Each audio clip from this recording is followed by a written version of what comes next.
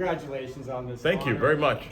Just talk me back to your first season was what, 94, 95? 95, Dante Culpepper's first game was my first game. Did you ever envision to have this just illustrious broadcasting career at UCF at that point in your life? Could you imagine back then, a young Marc Daniels, that you'd be here today in this university's Hall of Fame? Not a chance, no. And that summer, Paul Kennedy called me when Sunshine Network owned the broadcast rights, and he said, hey, would you be interested in getting involved at UCF? We want to see if we can take this thing to another level. And I said, yeah, I'd be honored to do that.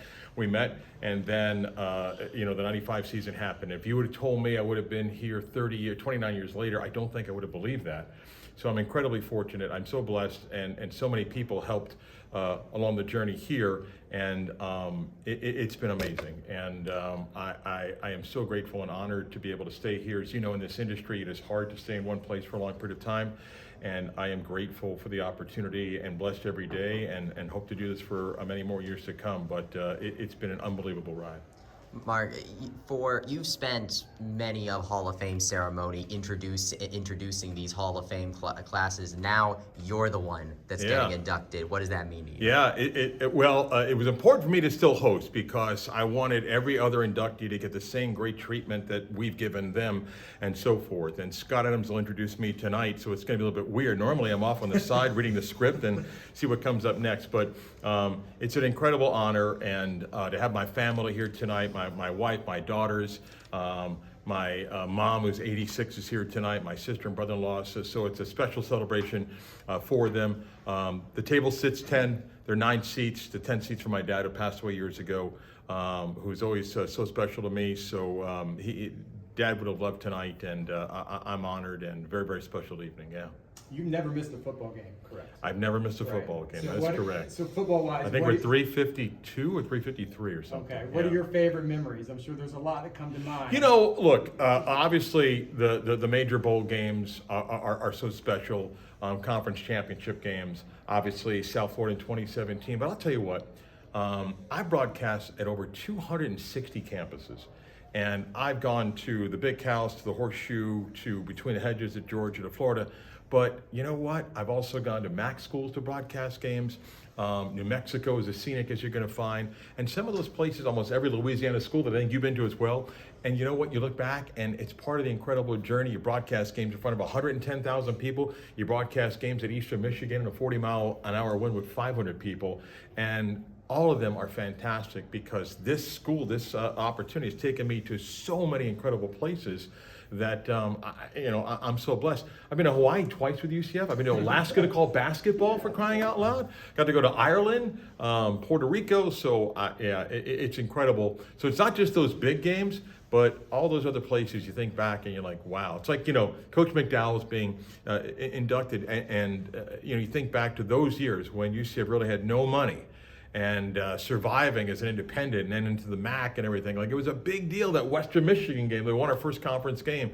So you think of that to where you are now, and it's amazing to think about how far UCF has gone. Speak to that moment. You got, well, Hodger surprised you during the pregame show that you're getting inducted. Gary was in tears. Your daughters were excited. Yeah. What was that moment like? And now, since you've had to reflect on that, to be inducted, and people like Gary Paris, Jerry O'Neal, and Frank Lover that have been a part of it, and Taylor Young in the basketball scene, to be all of it now. Yeah. First off, my crew is really special to me. I'm blessed, and I think in college football we're unique that we've had so many guys work together for so many years and so forth.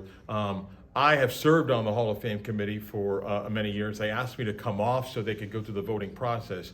So I felt pretty good about my chances, but I didn't know when they would announce and so forth. And I think some people know by now, I'm battling a kidney stone that day. And I'm literally on the ground in agony 10 minutes before Terry comes in. And I don't know what's going on. And I'm sitting there, okay, normal pregame interview. And then Terry comes in, there's a film crew behind him. I'm like, okay, something. And so I'm not feeling too well as that happens. So he shares the news, and then it hits you, and such a special a moment. And I'm so grateful for Terry, for Carlos McCants, who's really wrapped his arms around the Hall of Fame ceremony and made it so special. So that was a very special night. And 36 hours later, I had kidney stone surgery. So that's what I'll remember, in addition to that moment of being told I'm in the Hall of Fame. So, yeah. You talked about the 200-plus college campuses you broadcasted. What's the most memorable? Now, I remember Campbell was there a fire and a live camel. Yes, so at Campbell in Bowie's Creek, which now they've built a brand new basketball facility, they brought football back and so forth. But we went to shoot around one night at Campbell in a storm, and lightning struck a transformer and blew out the electricity, and there's a fire. And that night, we don't know if we're going to play in Carter Gym, which they claim sat 900. I don't think it sat that. And like the other option was a nearby middle school. And I'm thinking, how do we broadcast from there? And then before they brought football back, Campbell had celebrated homecoming between a women and a men's doubleheader basketball game. And you've never lived until you sat there and seen a live camel come out in a warm gym with a crowd cheering, and the camel deciding to do what camels do, and delay the basketball game for a while. One of the more memorable spots ever. And you go from that to one of the great basketball moments ever for me is to be there for that moment. And I think you were there. The tip of Zion and Taco was unbelievable.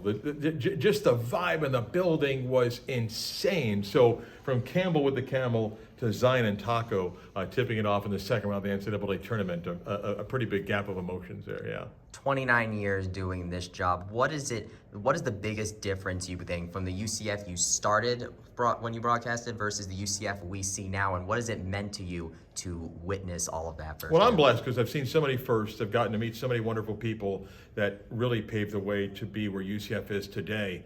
When I started at UCF, there wasn't a lot of money. There were a lot of people telling UCF, you can't do this, you can't do that. They told John Hitt, you can't build a stadium, and the stadium was built. You can't build a basketball arena. We built a basketball arena, and you certainly can't compete in Division I football, and we see what's happened for UCF. So many incredible people did many more things than people said they could do. I've been able to witness that and to be part of so many firsts at UCF and to meet so many incredible people that work behind the scenes, our players both on the field and off the field. I mean, I'm blessed to be able to travel with teams like I do to get to know the players and coaches and everything, and to see where UCF brand is today to where it was is incredible. And then just think of what the next 20, 40, and 50 years. I won't be here 50 years from now, but I hope another 20, and to watch the continued development. It's pretty special because Steve Sloan is going to be in my speech tonight.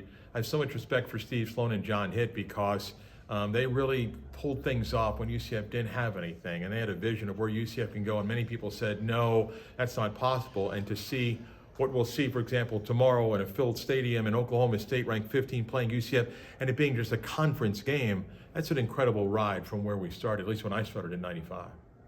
I just want to say on behalf of myself and the fan base, congratulations. You're just a special link that we've always had to this university and this program. I remember growing up and listening to those Campbell games on the radio and just kind of listening to your voice, and maybe I missed the first few minutes, I'd turn it on. I'd always know how the game was going by the tone of your voice. Yep. Whether it was UCF was up or if UCF was down. Yeah. You have a special place in everyone's hearts, and just thank you for this. Well, I appreciate that. That means a lot, and I love communicating with the UCF fan base, and I love to hear stories like that and meet people that say, please, here's my son and my daughter, and get to see the generations and so forth. And I'm grateful to have a live microphone to describe what happens, but I view myself as an ambassador every day for UCF, and it's been a great journey, and I've loved every minute of it, and hopefully they have me for many more years. Congratulations, Thanks, guys. Marc. Appreciate it. Thank you, guys.